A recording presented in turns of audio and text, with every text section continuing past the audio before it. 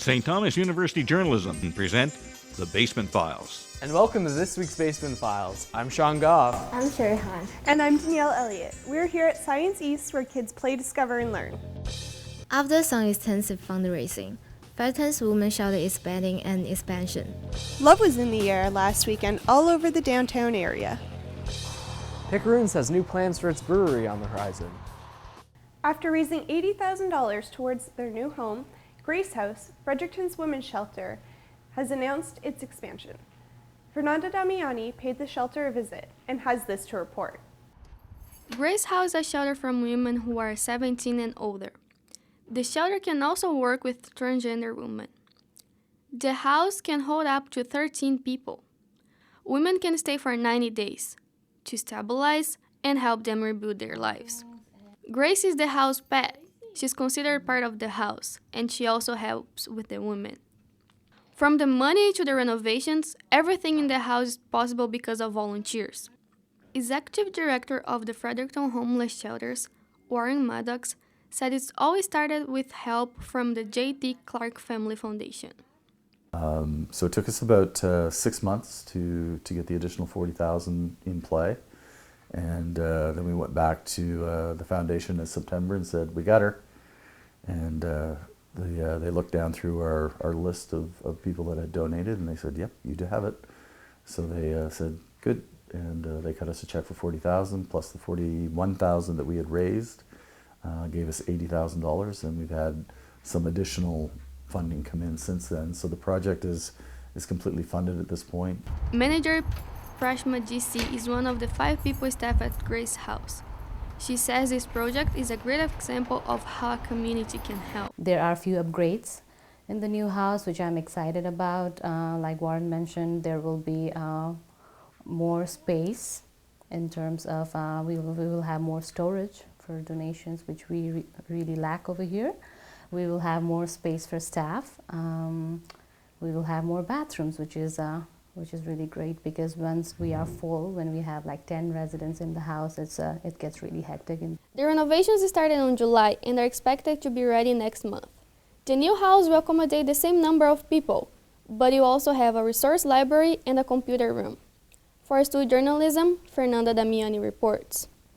New Brunswickers are enjoying all of the warmest winter in the past few years. Now, it seems as if extreme cold is coming. In an attempt to make up for lost time in the middle of the February, last Sunday is one of the coldest days of 2016 so far. Scarcity forests were forecast to pass through the maritime. Throughout Sunday, extremely cold warming were well spread in New Brunswick, with temperatures forecast as low as -35 Celsius. The recent cold spell that began on Sunday has many longing for an early spring, but some braved the winter weather, colds and all, and headed down to Winterfest last weekend. Kennedy Bowden-Welsh has the story. The Brookside Mall was abuzz this past weekend, but not with its usual crowd of shoppers. Saturday was the kickoff of Winterfest in Fredericton. Starting back in 2002, the 2-day event is a twist on Winterlude held in Quebec. The star attraction of the weekend is the giant ice slides built right in the middle.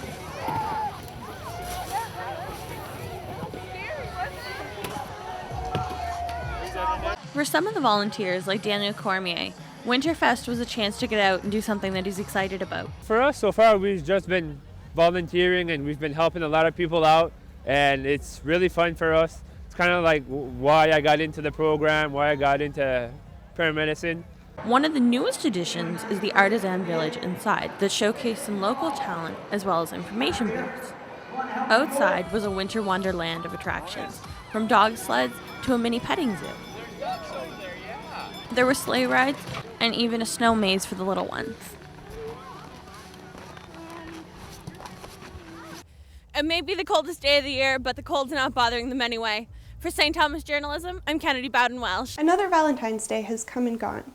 Usually a holiday marked with gifts, cards, and fancy dinners, but not everyone took the traditional approach this year. Sunday marked the official day, but Frederictonian couples used the entire weekend to get out and do fun, romantic activities to show their love for one another. The forecast was for one of the coldest weekends yet of 2016. But the frosty weather couldn't keep these Valentines from heating things up outside.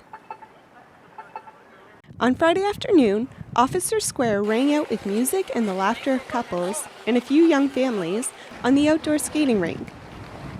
With a little help from Fredericton's Frostival and bundled in some warm winter gear, lovebirds, young and old, celebrated the upcoming holiday on the ice. On Saturday, couples made their way across the downtown area for dinner reservations, shopping, and some pampering packages. The night ended back at Officer Square with hot chocolates and families enjoying a fireside sing-along led by a local musician. But not everyone could handle the chilly weather. Instead, other couples decided to stay in, so they made their way to a local board games cafe that played the game of love with their customers on Valentine's Day. Catherine Morehouse was on the scene to tell us more. A local board game cafe held a special Valentine's Day dinner this past Sunday. Unplugged Board Game Cafe on Queen Street offered their customers an alternative to the cliché dinner and a movie. Manager of the cafe, Sean Donovan, says that the special is even more popular than expected.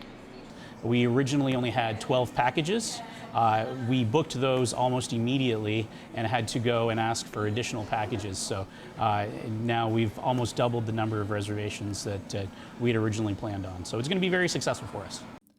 The reservation special included the admission for two to the cafe, an appetizer, 2 entrees, 2 drinks, a dessert, flowers, and a 2-player card game to take home. Couples are always looking to do something different. So lots of people are going to go to a movie, lots of people are going to go out to just a regular restaurant, but we offer a little more entertainment value.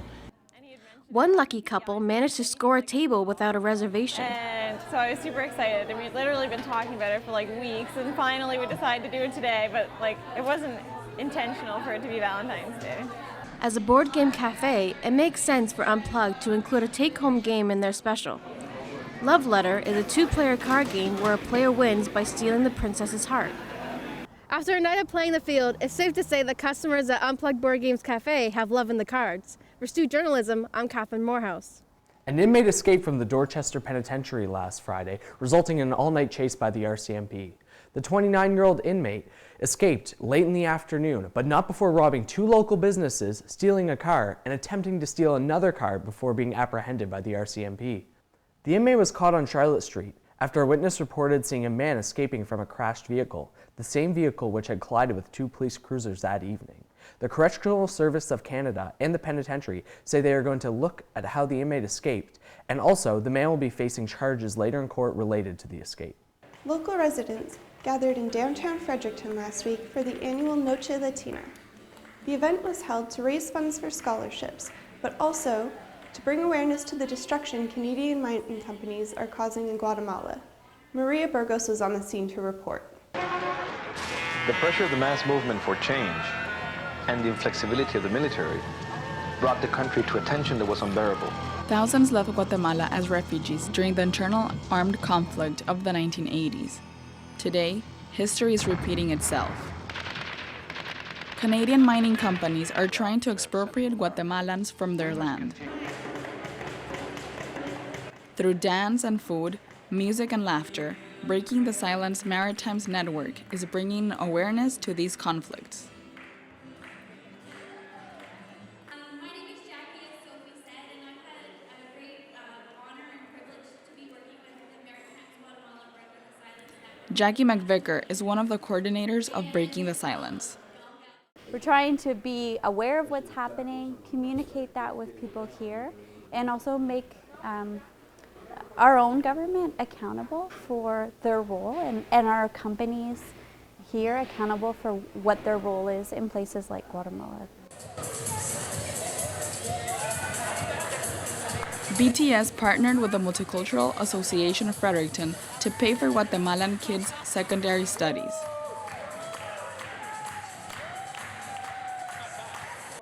Amanda Lutz lived and worked in Guatemala for 8 months. She is now part of the BTS Fredericton Committee. She says the presence of foreigners in Guatemala deter violence. Breaking the Silence began first in the late 80s, and it was a solidarity network that focused on human rights accompaniment. So human rights accompaniment is the presence of someone who's not a local person being there to physically just physically be in the space and be present during conflict or hard times. During the event, performers shared a little of their cultures with the audience. A Latin American meal was served for everyone to enjoy. The funds raised in Noche Latina provide better futures for Guatemalans back in their country, as well as for Guatemalans here in Canada. For Stu Journalism, this is Maria Burgos. The Fredericton Chinese community celebrated the 2016 New Year Gala in the Playhouse on Saturday night. It is the most important Chinese traditional event. The Chinese zodiac comes from the tales of the race of the 12th animal.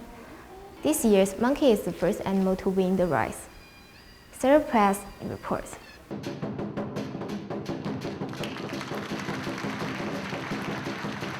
The New Year celebration is the most important time of the year for Asian countries. According to Chinese tradition, the Year of the Monkey symbolizes intelligence and audacity.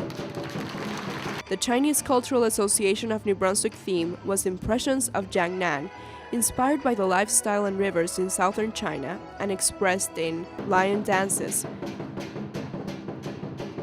flag dances,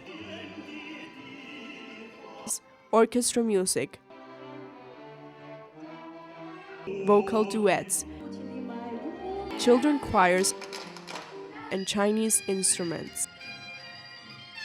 Host Richard Du moved from China 12 years ago. So we can showcase kind of Chinese culture to the Fredericton community in general, and let them know that a community like this exists. So that brings me to my second point, which is kind of like, so right now there's a lot of newcomers from China coming here to Fredericton and to New Brunswick. So we just really want to kind of show them that we're here and we're here to welcome them. Make tonight possible, so that's Fredericton. Hundreds of volunteers and performers were involved.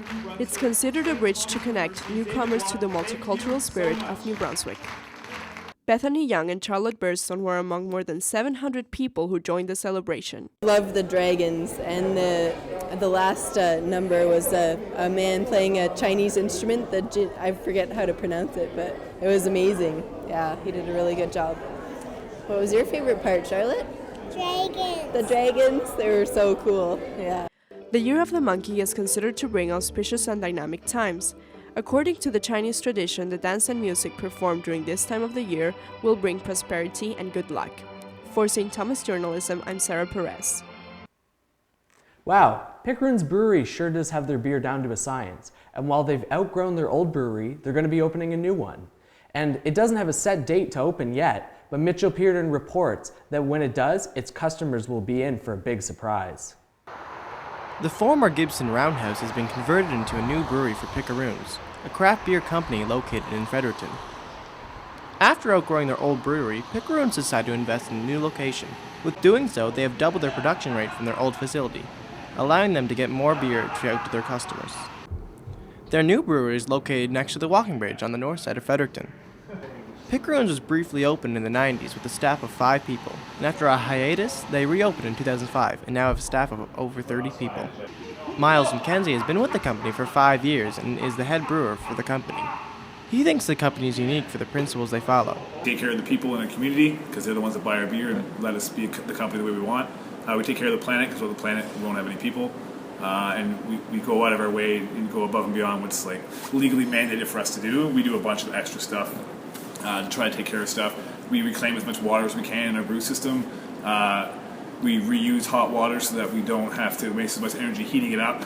We give away our spent grain for free to farmers because it would cost us money to dry it and energy, and then money to actually ship it away, whereas they come and take it for free and feed their cattle and their pigs and their chickens. And that's just some of the things that we do at the top of my head. And the last thing is profit, so we can keep doing the first two things. And I think that's a rather unique aspect to a company that not a lot of companies would put profit for. Well, every company needs to make profit that don't exist, but we don't put it as the number one priority. Pickeroons has made a name for itself by winning a number of awards and also paving the way for other craft beer breweries in Fredericton. With the popularity of craft beer increasing in Fredericton, the city may see itself in a craft beer's war. Becky Salmon, an employee at the Pickeroons Boutique on Queen Street, believes it may happen with the amount of breweries opening up.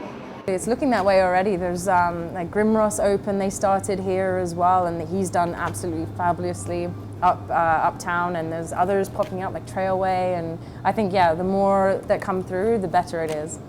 With the Craft Beer Festival being held next month, we'll see what Pickeroons has in store for us then. For St. Thomas Journalism, I'm Mitchell Pearden. Over the weekend, development occurred in the potential transit strike scenario in Fredericton. We go to David Bodwell as detail come rolling in it. Bus drivers in Fredericton had complained that they were underpaid compared to drivers in St. John and Moncton and had been preparing to strike. That dispute has since been resolved, though, and the strike was averted. The city's Twitter accounts announced the deal Saturday afternoon. Placina Newcomb is a student who said the bus drivers seem to expect too much from the city. I think the bus drivers honestly are asking for a little too much. I mean, yeah, they want to make as much money as the other drivers in the province, but you know what? Moncton and St. John, they have more bus routes, they run on Sundays, they run longer. If they want to be paid as much as them, they should maybe probably work as much as them. On Sunday, the city announced that the union had accepted its final offer. That offer included a 1.75% wage hike for the next 3 years, then 2.5% for the next 2. Additionally, the city will increase the workers' benefit spending allowance by $25 on a bi-weekly basis. The resolution comes following weeks of tension after the bus drivers union voted 73% in favor of striking in January. Until it was settled, both the union and the city were able to lock out or strike within 24 hours' notice. This may not be the end of public transport issues in the city, though. Provincial Green Party leader David Kuhn says the province should start a fund to expand and support transit systems. So public transit is an essential service that hasn't been seen that way by the provincial government in New Brunswick. We're one of the few governments in the country, I think the other one is Prince Edward Island, that doesn't have a specific program to fund transit. For now, though, bus users like Newcomb are relieved. Well, it appears that for now, the wheels on the bus will go round and round. For St. Thomas Journalism, I'm David Bardwell. Well, that's it for this week's show. If you thought that was amazing, you had better tune in next week and see more. In the meantime, check out Stu Files on Facebook. And from all of us at St. Thomas Journalism, bundle up.